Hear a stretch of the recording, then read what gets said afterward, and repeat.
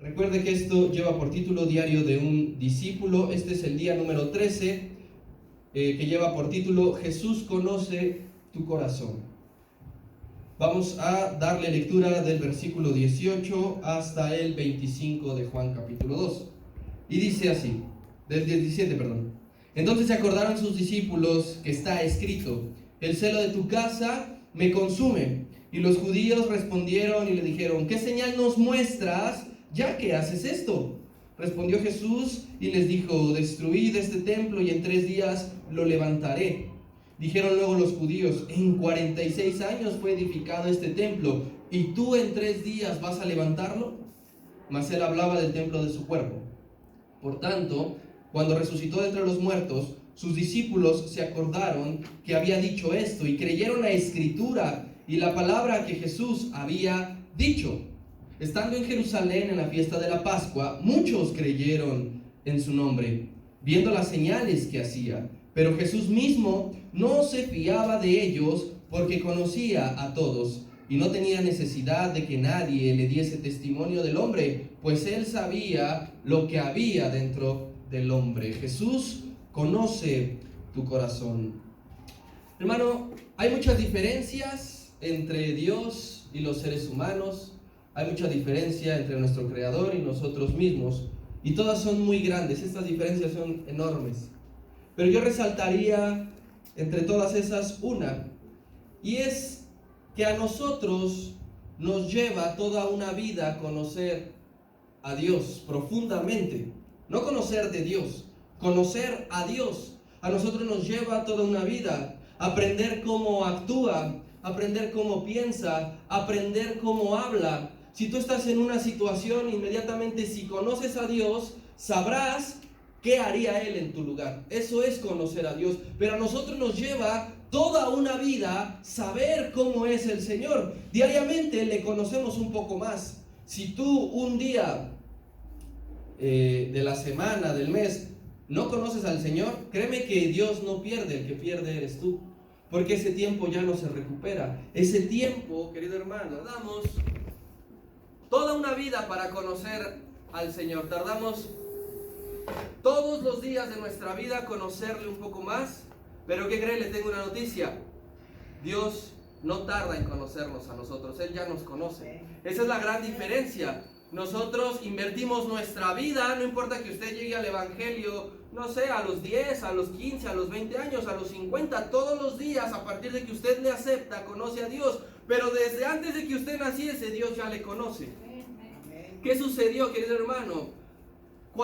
Recuerde usted cuando venía Natanael y el Señor le dijo: aquí viene un verdadero israelita, aquí viene alguien que cumple la ley, alguien que se esfuerza. Y Natanael sorprendido le dijo: ¿y tú cómo me conoces? Porque él no sabía en ese momento que Dios nos conoce desde antes de la fundación del mundo. Él sabe cuántos cabellos tiene tu cabeza, aunque sean 3. Él sabe perfectamente, ¿sí? Dice su palabra que Él no va a permitir que de esos 3 te quedes con 2 o con 1. Dios nos conoce, querido hermano. Nosotros necesitamos tiempo para conocerle, pero Él a nosotros no. Esa es la gran diferencia. Él sabe lo que yo voy a decir antes de decirlo. Él sabe lo que yo voy a hacer antes de hacerlo. Él sabe qué voy a pensar antes de que lo piense. Vaya conmigo al Salmo número 139. Versículo número 1 dice: oh Jehová, tú me has examinado y conocido. Tú has conocido mi sentarme y mi levantarme. Has entendido desde lejos mis pensamientos. Has escudriñado mi andar y mi reposo, y todos mis caminos te son conocidos. Pues aún no está la palabra en mi lengua, y he aquí, oh Jehová, tú la sabes toda. Yo tardo una vida en conocer a Dios, pero Él me conoce a mí desde antes de nacer. Esa es una de las grandes diferencias. Fíjese, estoy seguro que nosotros en oración le rogamos con fervor a nuestro Dios, decirle: quiero conocerte, quiero conocerte. A ver, levante su mano, ¿quién ha dicho a Dios: quiero conocerte? Y nunca le hemos dicho: quiero que me conozcas. Esa oración nunca se la hemos hecho, porque nosotros en fe sabemos que Él ya nos conoce. Amén. En su vida, querido hermano, el Señor, en su vida terrenal me refiero, el Señor se encontró con mucha gente, infinidad de gente, cientos, decenas, miles de gentes, y todas eran diferentes, ninguna se parecía, pero ¿sabe? Él igual conocía a cada uno de ellos, a todos. Si se encontró, pongamos un ejemplo, con 100,000 personas, el Señor ya conocía a los 100,000. Aún no se sentaran a platicar, aún no los invitaran a su hogar, aún no se dieran tiempo para conocerse. El Señor conocía a esos 100,000, 200,000, 300,000, 1,000,000 de gentes. Él conoce, querido hermano, absolutamente todo de cada persona. Él conoce a los que son de su pueblo, Él conoce a los que somos sus hijos, como nosotros, pero también conoce a todos aquellos que lo rechazan. También conoce a todos aquellos que lo cuestionan y que dicen, ¿por qué? ¿Quién eres tú? ¿Dónde está Dios? Dios conoce a todos. Cuando alguien podría decir, pero entonces, ¿por qué la palabra dice que cuando estemos delante del gran trono Él va a decir, nunca os conocí? Pues no que el Señor sí me conoce, ahí lo que se refiere es que Él te va a negar. ¿Alguien lo ha negado aquí una vez? ¿Sí? Que sí lo conocen y ay no, yo con Él no, ¿cómo crees? Nunca lo he visto. Eso hará el Señor, ¿sí? Nos conocerá, sabrá nuestro nombre, sabrá dónde vivimos, sabrá lo que hicimos, pero como no creímos en su nombre, dirá, nunca te conocí, apártate de mí. Esa es la diferencia. Querido hermano, la purificación del templo, regresa a Juan capítulo 2, que es donde estamos. Esta historia, esta purificación del templo fue tan revolucionaria en el momento, en la época, no pasó desapercibida por absolutamente nadie. Yo ahorita estoy levantando un poco la voz, no estoy gritando, pero si usted va por la calle y ve a alguien que está gritando, que está azotando las cuerdas, que está volcando las mesas, pues llama su atención, usted voltea a ver qué pasa. Lo mismo sucedió con el Señor, ¿sí? Eso fue muy revolucionario. Esta misma celebración de la Pascua no solamente sirvió para purificar el templo, sino para que sus discípulos, para que la gente entera se diera cuenta de una cosa, que es imposible engañar al Señor. Esta purificación del templo se dieron cuenta todos, especialmente sus discípulos, que es imposible engañar al Señor. Gracias. Sí. Que Él siempre va delante de nosotros, que Él siempre nos llevará una amplia ventaja. Sirvió para darnos cuenta de esto. Vamos a ver, por ejemplo, el consejo de un hombre que, sin ser parte del grupo de los 12, que nunca vio, que no estuvo ahí, lo aprendió que es imposible engañar al Señor. Vaya a la carta a Gálatas. Me refiero a nuestro hermano Pablo. Dice la palabra del Señor así. Pablo nos está aconsejando a todos, no nada más a los de Galacia, sino a los que leemos las Escrituras. Y dice, no te engañes, querido hermano. Dios no puede ser, ¿cómo? Burlado, pues todo lo que el hombre siembra, eso también ciega. Nos está diciendo Pablo, es que no nos engañemos. A Dios no lo podemos engañar, ni siquiera lo podemos intentar. Y eso fue lo que aprendieron los discípulos también en la purificación, a que al Señor no se le puede engañar. Regresa a Juan capítulo 2 y leamos el versículo 17 y 18. Y dice, cuando los discípulos vieron todo eso, entonces ellos se acordaron de que una profecía estaba escrita. El celo de tu casa me consume. Y otro grupo, otro sector, los judíos respondieron y le dijeron, ¿qué señal nos muestras para que hagas esto? Ya que lo estás haciendo, ¿qué señal nos estás mostrando? Primero que nada, los discípulos sabían lo que estaba escrito. Por eso ellos recordaron, no se lo dijeron. Recordaron todos porque conocían las Escrituras y sabía que el Mesías iba a celar la casa de Dios. Si los discípulos, que eran pescadores, lo sabían, ¿cuánto más los judíos que escudriñaban la ley todos los días? Así que estos judíos son los que reaccionan y sabían que una de las razones que les iba a decir que alguien era el Mesías es que iba a celar la casa de Dios. Y entonces los judíos dijeron, este está celando la casa de Dios. Sí, el Mesías prometido dijo que iba a celar la casa de Dios. Así que le brincan y le dicen, muéstranos tus credenciales de que tú eres el Mesías. ya celas la casa de Dios, pero ahora, ¿qué más nos muestras? ¿Qué más? Ellos lo que querían eran milagros. Eran ver milagros para poder decir, entonces sí, este era el Mesías. No les bastaba con ver el celo por la casa de Dios. Recuerda una cosa, querido hermano, que la palabra misma nos enseña que la generación adúltera, ¿qué pide? Señales. La generación adúltera pide señales. Los judíos, ¿qué estaban pidiendo? ¿Qué milagro nos muestras de que tú eres el Mesías? Pero, ¿sabes? No vamos a pisotear del todo a los judíos. Vamos a pensar un poco como seres humanos.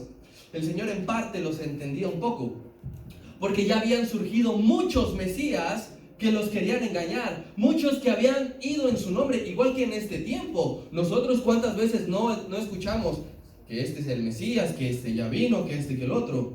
Así que, querido hermano, así como los judíos de ese tiempo habían sido ya mucho tiempo engañados y por eso decían, muéstranos una señal para darnos cuenta que tú tampoco nos has engañado, así mucha gente actualmente que dice, ¿sí? Es que yo fui con un brujo y no pasó nada. Es que yo fui a una motivación y no pasó nada. Es que yo me apego a la ciencia y no me da respuesta de lo que busco. Por eso es que cuando les predicamos de Cristo, ellos te dicen, ¿qué señal me muestras? Porque ellos no tienen fe. Ellos lo que quieren es ¿qué? Ver, mirar. ¿Qué es lo que estaban pidiendo entonces estos judíos? Según la historia judía, querido hermano, ellos pedían 2 milagros. Ellos esperaban que el Mesías se manifestara y que mostrara 2 milagros. Ellos esperaban ver que el Mesías, que llegara al pueblo, dividiera el río Jordán, como milagro número 1, o como milagro número 2, que tirara los muros de la ciudad al sonar de su voz. Cuando los judíos le preguntan, ¿qué señal nos muestras?, estaban esperando a que el río se dividiera en 2 o que de repente los muros se cayeran. La fe de ellos, querido hermano, estaba dormida, por eso es que pedían una señal. Pero que con un milagro, querido hermano, con un milagro lo único que iba a pasar es que ellos iban a reconocerlo por un momento, momentáneamente. No quiere decir que el Señor Jesús no podía dividir el río Jordán en 2, no quiere decir que no podía tirar los muros de la ciudad, pero el Señor es mucho más sabio. Y él sabía que si hacía alguno de esos 2 milagros, solamente iba a ser momentánea su fe de los judíos. Que si lo hacía cada rato iban a querer, y ahora haz esto, y ahora esto. Pues no que tú eres el Mesías, pues no que tú eres el ungido, no que tú eres el enviado. Eso no es lo que Cristo quería lograr. Así que les da una respuesta que conlleva un milagro. Claro que sí, Dios le responde con un milagro, con el más grande de todos. Con el milagro más grande, pero sucedería en un momento específico, no cuando ellos lo pidieran, no cuando ellos lo exigieran. Y eso que les contestó hizo que muchos no creyeran en él. Que le dijeran, eres un charlatán más. Belcebú está dentro de ti, demonio tienes. ¿Por qué? Porque no cumplía sus caprichos.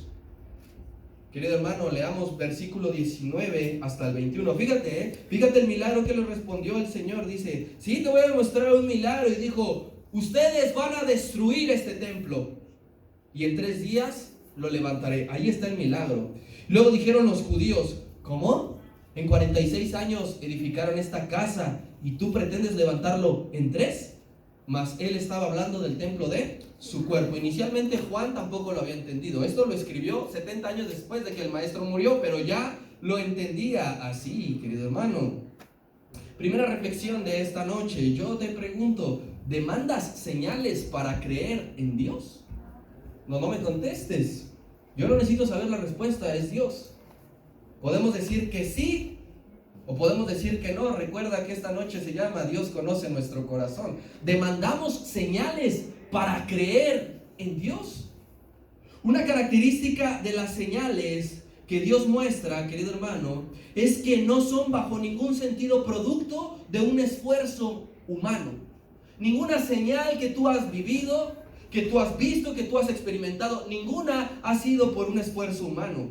Los judíos inmediatamente pensaron en la imposibilidad de tal hecho. ¿Cómo vas a construir un templo en 3 días? Esfuerzo humano, ellos pensaron. Si nos tardamos 46 y aún no estaba terminado en esa época. Todavía no se terminaba. Entonces, hermano, cuando tú has visto una señal de Dios, créeme que no es por ningún esfuerzo humano. Ninguno. Cuando Dios muestra su poder, no es gracias a oraciones bonitas. Que tú le pides una señal y pronuncias la oración bien padre y sucede la señal. No fue por la oración. Cuando tú ruegas una señal y te metes en un ayuno prolongado y sucede la señal, querido hermano, no es porque ayunaste. Claro que son cosas buenas, claro que hay que orar, claro que hay que ayunar. Pero si fuera por eso, a nosotros nos daría la idea errónea de que yo tuve algo que ver. ¿Sí me doy a entender? De que yo necesito una señal, me voy a meter a orar. Y gracias a mi oración sucedió. Y eso no fue lo que el Señor les está diciendo. En otras palabras les está diciendo, es que el milagro más grande que ustedes van a ver, es que la señal más poderosa que van a ver, no voy a necesitar de ninguno de ustedes. Me voy a levantar al tercer día. Y con eso quedará claro de manifiesto que yo soy el Rey de Reyes y el Señor de Señores. Nada de lo que yo pueda hacer puede contribuir para que Dios muestre una señal. Nada. Querido hermano, las señales suceden porque Dios quiere enseñarnos algo. Las señales suceden porque Él quiere que aprendamos algo. Las señales se dan porque Él se quiere revelar de alguna manera, porque Él se quiere mostrar de alguna manera. No es por ti, no es por tu esfuerzo, no es porque se lo estás exigiendo. Esta respuesta fue entendida por los discípulos hasta después de que el Señor resucitó. Ninguno se atrevió a preguntarle, ¿a qué te refieres con que vas a destruir el templo y al tercer día lo vas a levantar? Hasta que ellos vieron que el Maestro había resucitado, es cuando ellos entendieron la señal más grande de todos. Ve el versículo número 22, dice, por tanto, cuando resucitó de entre los muertos, cuando se levantó al tercer día, todos sus discípulos nos acordamos de que Él había dicho esto, no fue antes. Y dice, esto ayudó para que creamos en la Escritura y para que creamos cada vez más en el Señor. Eso que sucedió. Hermano, ¿qué nos enseña este versículo? Y yo sé que tú lo has pasado muchas veces, yo lo he pasado muchas veces. Habrá promesas que a veces no vamos a entender al momento que las escuchemos. Habrá promesas que no vas a entender en el momento justo que la estás leyendo. Pero sí van a suceder tiempo después. Van a ocurrir tiempo después. Si tú sigues en el camino, porque los discípulos siguieron en el camino, pasaron 3 años y cachito con el Señor y siguieron en el camino, y es por eso que entendieron después lo que les había dicho. Si tú sigues en el camino, la señal será presente a su debido momento, y entonces tú vas a decir, Dios ya me lo había dicho, Él ya me lo había revelado. Algunas señales serán en ese momento, pero otras no las entenderemos sino hasta el final. Pero hay que perseverar en este camino. ¿Quién dice amén? Amén. La fe de años, querido hermano, genera resultados constantes. Si tú estás creyendo en el Señor, créeme que tu fe no es en vano. Créeme que tu fe no se desperdicia. Créeme que tu fe no está en el cesto de la basura. La fe de años genera resultados constantes, da fruto. Porque dice, cuando nos acordamos de Él y creímos más en Él. Cuando las señales suceden es para que creas más en el Señor. Cuando llegue lo que tú habías pedido es para que creas más en Dios, no para que te alejes. Yo quiero que tú notes algo de este evangelio. Juan llama una y otra vez señal a los milagros de Jesús. Él no les dice milagros, Él les dice señales. Tú revisas los otros evangelios y ellos les dicen milagros, pero Juan les está diciendo señales. La palabra señal proviene del griego semeion, que significa lo mismo, señal. Y por ejemplo, de ahí se derivan palabras como semáforo. ¿Y qué es el semáforo? Es una señalización, ¿verdad? Ese es el significado. Recuerda que Juan, te lo enseñé en la introducción, Juan le está escribiendo ¿a quiénes? A griegos. Por eso es que ocupa muchos términos de su lengua. ¿Sí? Ellos les está diciendo entonces, milagros no los voy a llamar, los voy a llamar señales. Para Juan, una señal no solamente es algo maravilloso. Quien hemos visto señales de Dios, de las grandes, de las poderosas, nos maravillamos. Para Juan, una señal no solamente es algo poderoso. Quien hemos visto señales de Dios grandes, decimos, es que mi Dios es poderoso, ¿sí? Muchos se quedan nada más en ese nivel. ¡Wow! ¡Qué maravilla! ¡Wow! ¡Qué poder! Hasta ahí. Pero Juan diciendo, vamos a meternos un poco más, porque la señal habla del carácter y de la esencia de Dios, que es quien está haciendo el milagro. Juan está diciendo, no, nada más no se enfrasquen en lo que sucedió, en que le creció el pie al cojo, en que el ciego recibió la vista. No nada más se queden ahí, sino recuerden quién le dio el pie al cojo. Recuerden quién abrió la vista del ciego. Por eso es que Juan lo llama como una señal. Hermano, usted yo sé que lo ha visto. La gente se va contenta con su sanidad, ¿sí o no? La gente se va contenta con su liberación cuando se ha resuelto su problema, su dificultad, pero olvidan quién les proveyó el milagro, porque ellos ya obtuvieron lo que querían. ¿Cuántos leprosos regresaron a agradecer? ¿De cuántos? 10. Porque 9 se conformaron con la sanidad, con el milagro, pero uno vio la señal y dijo, ¿dónde está? Porque vengo a agradecerle. Eso es lo que Juan está enseñando. Todo este evangelio, fíjate, todavía Juan me asombra a mí porque es muy sabio. Juan relata 8 señales. De los 21 capítulos relata 8 señales.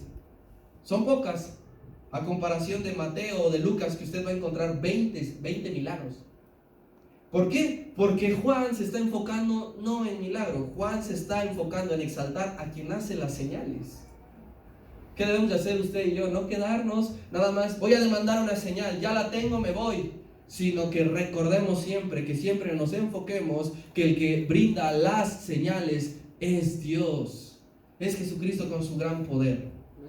Versículo número 23 de Juan capítulo 2 dice, estando en Jerusalén en la fiesta de la Pascua, muchos creyeron en su nombre, viendo que Las señales que hacía.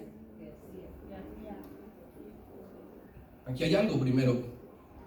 Juan no nos está diciendo qué clase de señales hizo en la celebración de la Pascua. Leímos unos versículos antes que su primer milagro fue ¿qué? Convertir el agua en vino. Ahí sí nos está diciendo Juan cuál fue el milagro, cuál fue la señal. Pero aquí nada más nos está diciendo, hizo muchas señales en la fiesta. ¿Cuántos días duraba la fiesta? 7. Durante los 7 días hubo muchas señales, pero no sabemos cuáles. Pero sí nos resalta lo más importante. Las señales, el nombrar las señales para Juan no era importante. Lo importante es que dijo, gracias a las señales, muchos creyeron en él. Eso sí es importante escribirlo. Te hago otra pregunta, querido hermano, y reflexiona, no me contestes. ¿Crees en Jesús por las señales? ¿O no estás creyendo en Jesús porque no has visto señales? Vemos que los judíos no creyeron porque no se les mostró las señales que pedían. Y después Juan nos está diciendo, muchos creyeron en él porque vieron las señales. Yo te pregunto, ¿crees en Jesús por las señales o no estás creyendo en Jesús porque no te ha mostrado señales? ¿Cuál fue el error de Tomás? Él dijo, hasta que yo no meta mi dedo en los agujeros, no voy a creer que resucitó. Siendo discípulo, estando con el maestro 3 años y medio, dijo, si yo no veo señales, no voy a creer en él. No le bastaba con verlo andar. Dijo, quiero meter mi dedo. ¿Crees en Jesús porque te ha mostrado señales o no estás creyendo porque no has visto ninguna señal? Querido hermano, Jesús conoce demasiado bien la naturaleza humana. Demasiado bien. Él fue humano y Él nos creó. Sabía, querido hermano, que para muchos que estaban viendo las señales, Cristo sabía que de los muchos que estaban viendo las señales, solo era cuestión de algo momentáneo. Simple sensacionalismo. Y es la doctrina o es la línea que hoy día en muchas iglesias hay. No sé si a ti te han preguntado, ¿y qué señales hay en tu iglesia? ¿Se caen cuando los toca el Espíritu Santo? Bueno, lo que ellos entienden por eso. Porque la gente se está dejando llevar por sensaciones, puedo sentirlo, existe. ¿Sí? Si escucho que alguien está hablando en lenguas, sí es Dios. Pero si alguien no está hablando en lenguas, Dios no está ahí. El Señor conoce demasiado bien esta naturaleza del hombre. Y Él sabía que aunque Juan resaltó, muchos creyeron en Él, Él sabía que solamente de esos muchos era momentáneo. Era momentáneo. Creían porque habían visto, nada más. El Señor tenía claro que solo iban a seguir creyendo en Él mientras siguieran viendo milagros. Al rato la gente le iba a decir: ¿qué pasó, maestro? Oramos por esto y no pasó nada. ¿Se está acabando el poder o qué? ¿Ya no está el Espíritu Santo?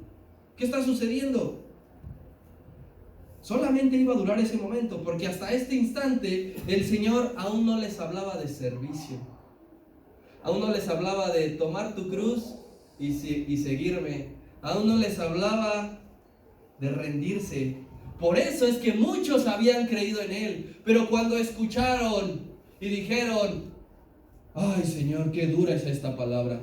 Si quieres, vete. Ahí, ¿por qué no decimos muchos creyeron en Él? Ver milagros, querido hermano, y creer en el Señor es fácil. Pero cuando nada te sale bien, cuando estás de prueba en prueba, cuando hace mucho que no sientes su presencia porque llega a pasar, dejas de creer en Dios porque no estás viendo las señales. Estos hombres eran así. Muchos creyeron en su nombre porque veían señales. Pero ¿qué pasaba si dejaban de ver señales? Lo iban a dejar solo. Solo. Querido hermano, ¿por qué les habló el Señor entonces de resurrección cuando los judíos demandaban una señal? ¿Por qué? Y aquí te va la respuesta, por si nosotros también llegamos a caer en eso. Los milagros, dijimos, son momentáneos, pero la salvación es eterna. Y Él les estaba diciendo algo eterno, no algo momentáneo. Pero ellos no lo entendían. Pero tú sí lo entiendes. Tú sabes que aunque de aquí a que te mueras no veas una señal milagrosa, un milagro, tú seguirás creyendo en el Señor. Porque tú sabes que el milagro más grande ya lo hizo, que es el darnos vida eterna. Mire, no sé si usted conozca a un pastor guatemalteco que se llama Cash Luna. Él tiene, pues vamos a decirlo así, un evento que se llama Noches de Gloria, que rentan lugares muy grandes como estadios, meten a mucha gente, piden que lleven enfermos, endemoniados, y sucede que ahí son sanados, allí son liberados. Pero este evento de Noches de Gloria se suspendió por lo de la pandemia. Y en el mes de marzo regresó nuevamente el evento, Noches de Gloria, y hasta lo anunciaron con bombo y platillo que volvían. La gente sale con su milagro, sí. Pero, ¿cuántos seguirán creyendo verdaderamente en Dios cuando venga el tiempo malo? ¿Cuántos habrán dicho: gracias, gloria a Dios, Él me regresó la vista? Querido hermano, sanó a 10 leprosos. Lepra era visto como de las peores enfermedades, apestados, los sacaban de la ciudad. Si sanó a 10 leprosos, ¿por qué no puede hacer con algo menor? Pero ellos salen con el milagro que tanto pedían, con la señal que tanto demandaban, y 2 meses después ya se olvidaron del Señor. 2 meses después ya no se acuerdan, ya no se congregan, ya no predican, ya no ofrendan, ya no se consagran. Una de las características que Jesús muestra a los discípulos es no irse con la finta. No te vayas con la finta. No tomes en cuenta el número inicial. No lo tomes en cuenta. ¡Wow! Llegaron 100, llegaron 200. ¿Sí? ¿Por qué? Porque dijeron noche de milagros, noche de sanidades. Sí, lo importante será el número final. ¿Con cuántos te quedaste? Después de recibir tu milagro hay que ir a limpiar los baños. A ver, aquel cieguito ya puede ver, ya puede ir a limpiar el baño. ¿Y qué dice? Me voy. No estoy más. No te vayas con la finta. Sucede mucho en las universidades, ¿verdad? Cuando llegas, ¿alguien se acuerda de su primera clase? No, llegabas y ¿cuántos había aquí? Sobre todo en las carreras más demandadas, no sé, medicina, abogacía, tú dices 120. ¿Y cuántos terminan? Lo mismo sucede ¿no? Para los milagros llegan un montonal. ¿Y cuántos se quedan verdaderamente con Dios? Por eso es que la palabra dice una cosa bien clara, querido hermano. El Señor les enseñaba, porque llegaron los discípulos, los 70 bien gozosos, dijo: impusimos las manos sobre los enfermos, podemos hacer señales en el nombre del Señor, sí. Se sometían a los demonios, sí. Y el Señor les dio una palmada y les dijo: preocúpate porque tu nombre está inscrito en el libro de la vida. Tuvo que bajarles el gozo, tuvo que darles la verdadera enseñanza. Es que no te fijes en eso.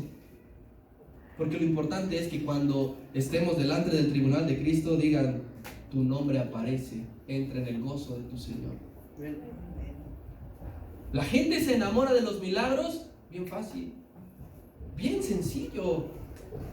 Pero es un peligro únicamente creer por milagros. Es un peligro. Porque cuando ya no veas milagros, cuando deje de haber señales, ¿qué va a hacer entonces? Va a dejar de creer, va a dejar de seguir, va a dejar de servir. La palabra enseña: por fe andamos y no por vista. Y eso involucra las señales. Las señales las puedes ver, las puedes tocar, pero la fe es con los ojos espirituales. La verdadera fe. Y mira, hermano, no nos confundamos, no es un menosprecio a las señales, claro que no.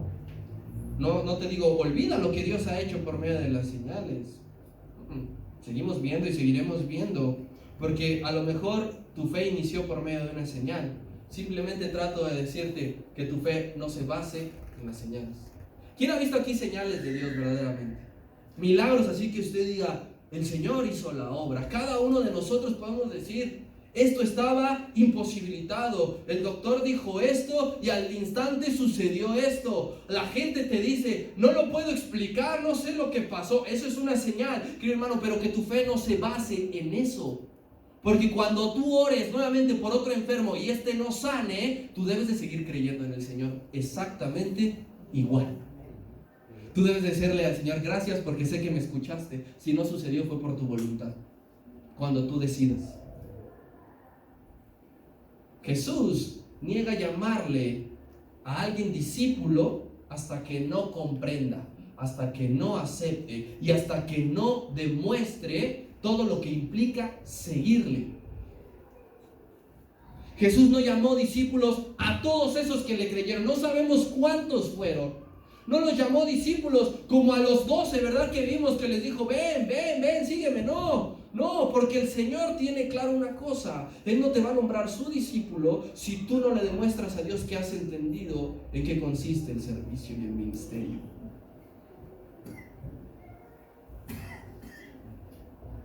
Dios no quiere multitudes momentáneas. Esta fue una multitud momentánea. ¿Dónde estuvieron después? Él quiere discípulos que den su vida aún sin ver señales. Él quiere discípulos verdaderamente guerreros, soldados, hijos, gente de su pueblo que le diga: aun yo no vea una señal, voy a seguir dando mi vida por ti. Si no, pregúntale a Juan el Bautista: ¿cuántos milagros dice la palabra que hizo? Ninguno. Juan el Bautista, el que el mismo maestro dijo: ninguna mujer ha dado un profeta como este, no hizo un solo milagro, no hizo una sola señal. ¿Eso qué significa? Que el mayor profeta de todos humanamente no hizo ninguna señal. A ti te debe de enseñar algo, hermano, que las señales no son la base de la fe, que las señales no son fundamentales para que tú creas en Él o no. Fíjate, Él dijo una cosa bien clara. Él dijo: mira, si tienes problemas y tu ojo te es ocasión de caer, sácatelo. No le dijo: no, cuando te lo saques, oras al Señor para que te vuelva a poner uno nuevo y verde si tú quieres. ¿Cuántos ciegos van a estar en el reino de los cielos? ¿Cuántos mancos van a estar en el reino de los cielos? ¿Cuántos cojos van a estar en el reino de los cielos? ¿Cuántos que murieron enfermos van a estar en el reino de los cielos? ¿Cuántos que murieron perseguidos van a estar en el reino de los cielos? Porque las señales no van a dictaminar tu salvación. Lo que va a dictaminar si eres salvo o no es que seguiste y permaneciste hasta el día de Jesucristo. Verso 24 de Juan capítulo 2. Y dice: pero Jesús mismo no se fiaba de ellos porque los conocía. ¿A cuántos? A todos. Los conocía a todos. Jesús conoce tu corazón. Jesús conoce tu corazón. Hay una frase muy verdadera, ¿sí?, que dice: nunca terminas de conocer a una persona, ¿verdad? Pues el Señor te conoce a la perfección. Conoce tu corazón. Cristo conoce la inestabilidad del corazón del hombre, los arrebatos por las emociones. Todos aquí sentimos emociones, gustos, deseos, ¿verdad? Y de eso te hace un arrebato. Y Dios conoce esos arrebatos, pero no son importantes, porque después volverás atrás. Pasó la emoción y ¿qué dices? Pues ya se me pasó. Listo. Dice el 24, Jesús no se fiaba de ellos. ¿Esto es duro, sí o no? Que leamos: Jesús no se fía de la gente. Jesús no se fía del hombre. Yo te pregunto en esta noche, te pongo a reflexionar: ¿Dios puede fiarse de ti? Yo puedo decirte que sí, pero el Señor me conoce y Él sabe en el fondo: este muchacho no es de fiar, este flaco no es de fiar. Te pregunto, ¿tenemos la confianza de Dios en este momento? ¿Dios confía en ti?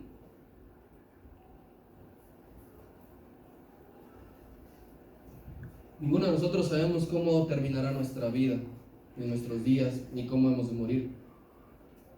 Pero Él sabe, Dios ya sabe, si estarás con Él hasta el final, porque conoce tu corazón. Él ya lo sabe. Así que pongámonos a pensar: Dios te pide algo o no te pide algo porque no se fía de ti, porque sabe que lo que sientes es pura emoción, que lo que tienes es instantáneo, momentáneo. Venimos a veces bien gozosos a la iglesia. Una semana venimos bien gozosos, estamos brincando, decimos amén a toda la predicación, levantamos nuestras manos, lloramos, y a la siguiente semana, ¿qué cree? Es el mismo que se estaba durmiendo. Es el mismo que dijo: ay, hoy no voy a ir. Dios puede. Primero, ¿qué nos dice Juan aquí en otras palabras? El Señor no necesita que nadie le lleve chismes. ¿De acuerdo? Porque a veces nosotros acusamos a la gente con Dios: Señor, este es así, cuidado, Señor, cuidado. Dios no necesita que le llevemos chismes. Los seres humanos sí, ¿verdad? Fíjese, hace como 15 días tuve que decirle a mi hija, porque salió y me dijo: oye papá, aquí en la escuela este niño me dijo que no le hablara a esa niña porque es así, porque es así, porque es así, porque es así. Pero yo sí quería hablarle, ¿qué hago? Digo: tú ve y conócela. Tú ve y acércate, no te dejes influenciar por lo que te diga alguien más. El Señor no es así como nosotros, que decimos: no le hables porque es así, mira, ha hecho esto y esto y esto y esto. El Señor te conoce sin necesidad de que nadie vaya a decirle nada de ti. El hecho de que te conozca, de que me conozca, debe ponernos a pensar en dos cosas. Número uno, debe surgir en nosotros un temor santo. Cuando sabes que alguien te conoce, cuando sabes y experimentas y reconoces y eres sincero y dices: es que Dios me conoce y es que no lo puedo engañar, te surge un temor santo. Un temor santo, y dices: es que no importa lo que yo le diga, Él sabe lo que hice. ¿Por qué? No le podemos engañar. Los discípulos aprendieron a que a Dios no se le puede engañar, porque Él conoce el corazón del hombre. Epístola a los Hebreos, capítulo 4. Veamos lo que nos dice otro conocedor de Dios. Este no sabemos quién fue, pero dice el versículo número 13, y no hay cosa creada que no sea manifiesta en su presencia. Antes bien, todas las cosas están desnudas y abiertas a los ojos de aquel a quien tenemos que dar ¿qué? Cuenta. Dice, todas las cosas que tú vengas y le digas, Él ya lo sabe. Todas las cosas que tú vengas y le cuentes, Él ya lo sabe. Todos estamos desnudos ante el Señor. ¿Sí? Los discípulos aprendieron a no engañar al Señor, y nosotros recordamos en esta noche que es un intento vano intentar engañar al Señor, porque Él conoce tu corazón. A los hombres les decimos muy fácil, no, es que, perdón, yo quería esto, pero salió esto, y a lo mejor no, a lo mejor sí quería hacerle daño. Dios sabe perfectamente cuál es la intención cuando decimos esa mentira, cuando tenemos ese pensamiento, cuando venimos a la iglesia nada más por pura facha. Dios lo sabe. Número 2, que tenemos que ponernos a pensar, su gran amor. Tú dices, el Señor me conoce, sabe lo que soy, sabe lo que tengo, y a pesar de todo eso me ama. Sí, a pesar de todo eso el Señor te ama. A pesar de todo eso el Señor decidió morir por ti. A pesar de todo eso el Señor te sigue escuchando en tus oraciones. A pesar de eso el Señor acepta tu alabanza, tu ofrenda, tu oración, porque Él nos ama con un amor profundo. Yo te invito en esta noche, querido hermano, a no seguirle por lo que Dios te puede dar. Tú no sigas en este camino por lo que Dios te puede dar. Pues es que yo quiero conseguir esto de Dios. No sigas por eso. No le creas a Dios por eso. Más bien hay que seguir por lo que Dios es. Él es mi Padre, Él es mi Salvador, Él es mi Rey, Él es mi Señor, Él es mi dueño. No estés aquí para conseguir una señal. No vengas aquí y le digas, ¿qué pasó con lo que te pedí? ¿Ya te tardaste?